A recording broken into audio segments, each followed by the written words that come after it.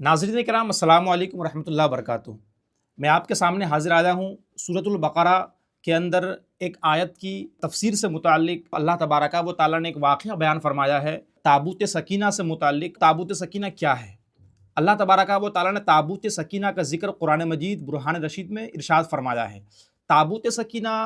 یہ در حقیقت میں شمشاد کی لکڑی کا بنا ہوا ایک صندوق ہے، اور یہ مقدس صندوق وہ مقدس صندوق ہے جس صندوق کے اندر اللہ تبارک و تعالیٰ نے اپنے انبیاء کرام اور اپنے رسولان اعظام کے تبرکات کو انہی کے ذریعے سے اس میں اللہ تبارک و تعالیٰ نے محفوظ فرمایا ہے۔ بتایا جاتا ہے کہ تابوت سکینہ کے اندر حضرت جناب آدم علیہ نبینا علیہ الصلوۃ والتسلیم کے کچھ تبرکات تھے۔ ان کے علاوہ جناب ہارون علیہ نبینا علیہ الصلوۃ والتسلیم کے امامہ شریف، اور ان کے علاوہ جناب موسیٰ علیہ نبینا علیہ الصلوۃ والتسلیم کے عصا،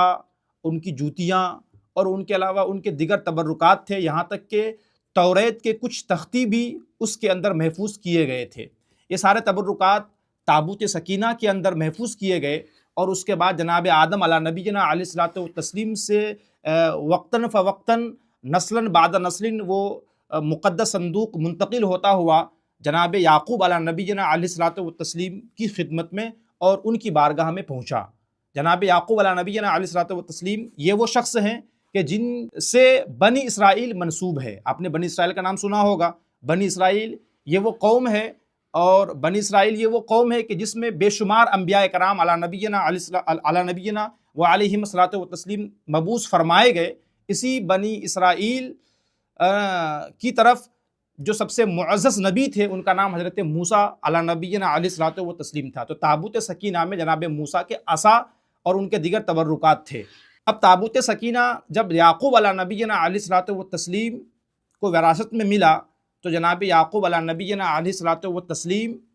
اس تابوت سکینہ کو آپ نے محفوظ رکھا، اور اس کے بعد بنی اسرائیل جب کسی کے ساتھ جنگ لڑتے یا کہیں پر وہ جاتے یا ان پر کوئی مصیبت نازل ہوا کرتی تھی، تو بنی اسرائیل اس تابوت سکینہ کو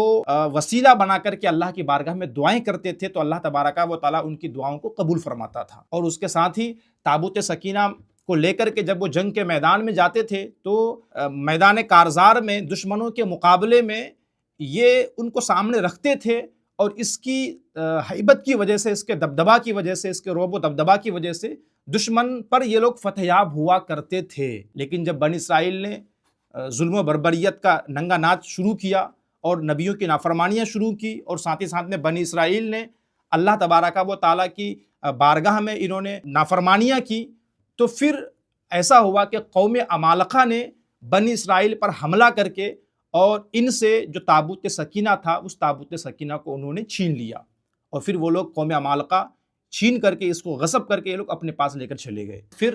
قوم عمالقہ نے اس تابوت سکینہ کی بے حرمتی کی، اور اس کو تابوت سکینہ کو جو کہ مقدس صندوق تھا، اس میں نبیوں کے تبرکات تھے، اس تابوت سکینہ کی بے حرمتی اس طور پر کی کہ اس کو انہوں نے کوڑا کرکٹ کی جگہ پر، گندگی کی جگہ پر ان کو پھینک دیا۔ اس مقدس صندوق کا پھینکنا تھا کہ ان پر عذاب الہی کا نزول ہوتا ہے، اور اس طرح سے قوم عمالقہ تقریباً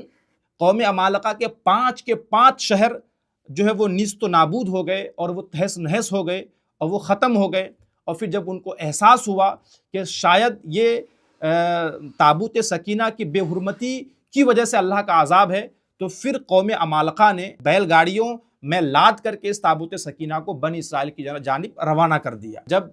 بنی اسرائیل کے پاس دوبارہ یہ تابوت سکینہ پہنچا، تو اس وقت پہنچا جب کہ بنی اسرائیل کے ایک نبی جن کا نام طالوت تھا، طالوت جن کو ابھی بادشاہ بنایا گیا تھا حضرت شمویل علیہ الصلوۃ والسلام کے ذریعے سے،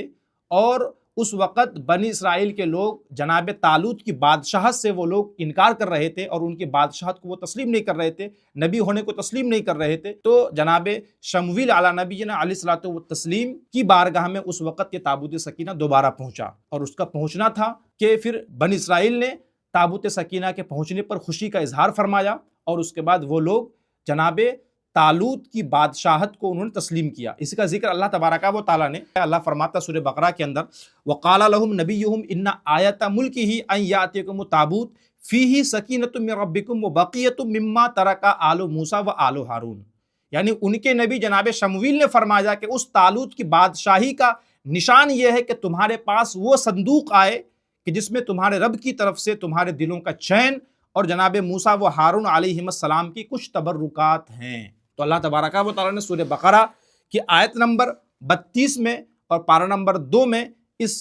تابوت سکینہ کا ذکر بڑی تفصیل کے ساتھ فرمایا ہے، اور مفسرین کرام نے اس تابوت سکینہ کے بارے میں اپنی اپنی کتابوں کے اندر بڑی تفصیل کے ساتھ اس تابوت سکینہ کا ذکر فرمایا ہے کہ جو تبرکات اس میں رکھے گئے تھے۔ بتانے کا مقصد یہ ہے کہ تابوت سکینہ جس کو بنی اسرائیل اپنے لیے فتح و نصرت کا ضامن سمجھتے تھے، وہ لوگ اس کو وسیلہ بنا کر کے اللہ کی بارگاہ میں دعائیں کرتے تھے اور اس کو جنگ کے میدان میں لے جا کر کے اس سے فتح نصرت کے جھنڈے گاڑتے تھے، تو گویا کہ انبیاء کرام علیہم الصلاۃ والتسلیم کے تبرکات کا یہ عالم ہے کہ ان کے ذریعے سے اللہ تبارک و تعالیٰ دعائیں قبول فرماتا ہے۔ تو اب آپ یہ سمجھیں کہ جو اولیاء کرام ہیں، بزرگان دین ہیں، اور ان کے علاوہ جو اللہ کے رسول صلی اللہ تعالیٰ علیہ وسلم کے تبرکات ہیں، منہ مبارکہ ہیں، نالین پاک ہیں، ان تبرکات کو وسیلہ بنا کر کے بھلا کہ سنی مسلمان اگر اللہ کی بارگاہ میں دعائیں کریں تو اللہ تبارک و تعالیٰ ضرور ان کی دعاؤں کو قبول فرماتا ہے۔ اور ساتھ ہی ساتھ میں یہ بھی اس میں درس عبرت ہے کہ جو قوم بزرگان دین یا اسلاف کرام کے تبرکات سے جو ہے وہ ان کی بے حرمتی کرتا ہے، ان کی گستاخی کرتا ہے، ان کی مخالفت کرتا ہے، تو اللہ تبارک و تعالیٰ ان پر کسی نہ کسی طرح سے ضرور عذاب میں ان کو گرفتار فرماتا ہے۔